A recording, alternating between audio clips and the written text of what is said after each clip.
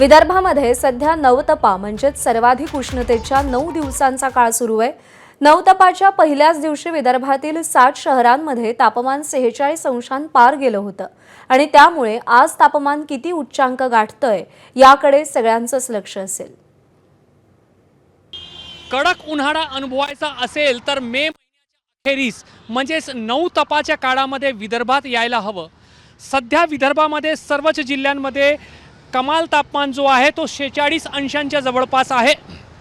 काल चंद्रपूर जिल्ह्यातील ब्रह्मपुरीमध्ये 47.6 अंश सेल्सिअस एवढ्या विक्रमी तापमानाची नोंद झाली आहे, तर नागपूर आणि गडचिरोली या दोन जिल्ह्यांमध्ये 46.5 अंश सेल्सिअस एवढ्या तापमानाची नोंद झाली आहे। खरं पाहिलं तर गडचिरोली जंगलांचा जिल्हा आहे, मात्र तिथेही तापमान जो आहे तो जवळपास 46.5 अंश सेल्सिअसपर्यंत गेल्या अनेक वर्षांनंतर वाढलेला आहे। तिकडे तलावांचा जिल्हा म्हणून ओळखला जाणारा जो भंडारा आहे त्या ठिकाणी कमाल तापमान जो आहे तो कालचा 46.4 अंश सेल्सिअस होता।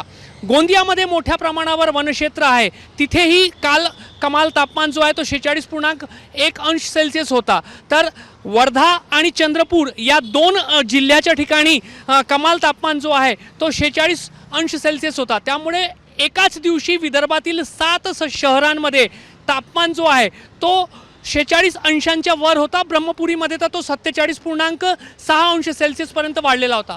त्यामुळे दुपारच्या वेळेस जे विदर्भातील वेगवेगळे शहरं आहेत त्या ठिकाणी लोकांना अनेक प्रकारच्या त्रासांना सामोरं जावं लागत आहे। संरक्षण जो आहे तो घेतल्याशिवाय बाहेर निघणं कठीण आहे। आज नवतपाचा दुसरा दिवस आहे। पहिल्या दिवशी 47.6 अंश सेल्सिअस आणि इतर 6 शहरांमध्ये 46 अंशांच्या वर एवढा तापमान नोंदवला गेलेला आहे। त्यामुळे आज काय होईल, पुढील काही दिवस काय होईल याची एक मनात भीती जी आहे ती वैदर्भीय जनतेच्या मनात आहे। बाहेर फिरता नाही इतकी ऊन लागते आहे की समजत नाही आहे की याच्या पुढे काय होणार। आता 46 डिग्री आहे तर समोर 50 डिग्री जाण्याची शक्यता आहे।